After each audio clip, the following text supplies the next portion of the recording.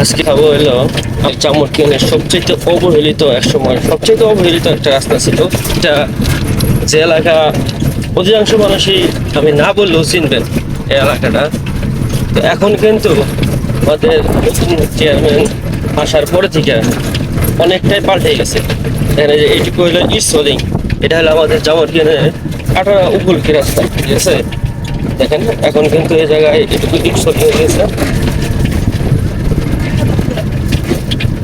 এটুকু ইটসলিং হয়েছে। সামনে আবার সামনের টুকু আছে একটু, সেটুকু আবার পাকা হয়ে গেছে, সেটুকু দেখাবো।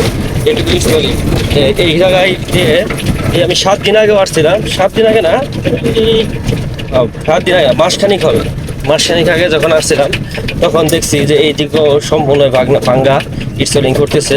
যেমন এই যে এইটুকু আবার দেখবেন যে উঁচা নিচা কাঁচা, কারণ হলো অল্প কাজ করতেছে, বৃষ্টি হয়, আবার বৃষ্টির জন্য কাজ বন্ধ থাকে।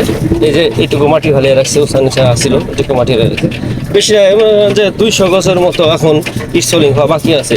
এই 200 গছ হয়ে গেলে আমার মনে হয় কাটোয়া এই উপকূলকি বাজার থেকে একদম আসিমতলা এই হাইওয়ে পর্যন্ত, ঢাকা মহাসড়ক পর্যন্ত একদম পাকা হয়ে যাবে। আর এই এলাকার মানুষের এত বছরের দুর্ভোগের সময় আমার মনে হয় ফুরিয়ে হয়ে যাবে।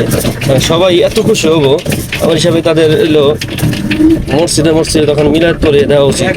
কারণ এই আমার জন্ম হয়েছে তাও 97 জন্ম।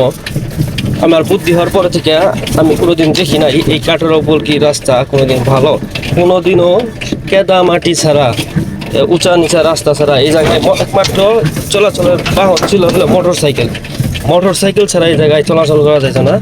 কিন্তু সেই জায়গায় থেকে নতুন চেয়ারম্যান হওয়ার পর থেকে এইটুকু কাজ অনেক ভালো করছে, যে এলাকায় যে রাস্তাগুলো করছে।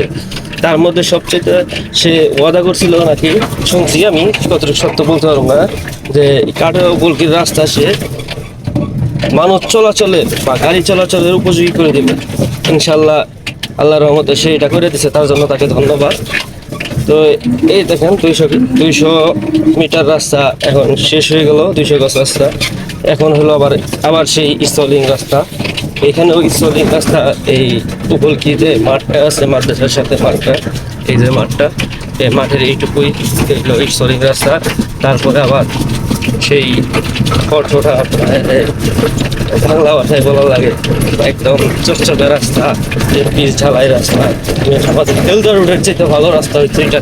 বর্তমান তেলদার রোড উঁচা নিচা এই পিচ ঢালাই করছে, ঠিক আছে, তারপরেও যে উঁচা নিচা যেভাবে চলাচল করতেছে, তার চাইতে মনে হয় যে এই উপকূলকির থেকে, এই উপকূলকি মাঠে থেকে আসিমতলা পাম্প পর্যন্ত যে রাস্তাটা হয়েছে, খুব কাটোয়ার ভিতর দিয়ে খুব সুন্দর রাস্তা করছে।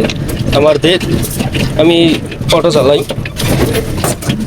তো আগে তো আমি এই দিক দিয়ে আসতে চাইতাম না। 400 টাকা ভাড়া দিলেও 500 টাকা ভাড়া দিলেও এই দিক দিয়ে যে সহজে কেউ আসতে চাইতো না, আমিও আসছিলাম। কিন্তু এখন মোটামুটি আল্লাহর রহমত অনেক ভালো হয়েছে। দেখেন একদম পাকা রাস্তা, কি সুন্দর। এতক্ষণ কত ঝাঁকি লাগছে দেখছেন, এখন কি ঝাঁকি লাগে? এখন আর ঝাঁকি লাগে না। তো দোয়া করি যে এইভাবেই যিনি আমাদের ইউনিয়নের প্রত্যেকটা রাস্তাঘাট, প্রত্যেকটা কোনা রাস্তাতে জানি ইনশাল্লাহ এক সময় ভালো হয়ে যাবে। যেই চেয়ারম্যান হোক, যেই মেম্বার হোক, আপনাদের কাছে এইটাই অনুরোধ হলো যে আমাদের এলাকাটা জানি অনেক সুন্দর করে দেন। তো ধন্যবাদ সবাইকে।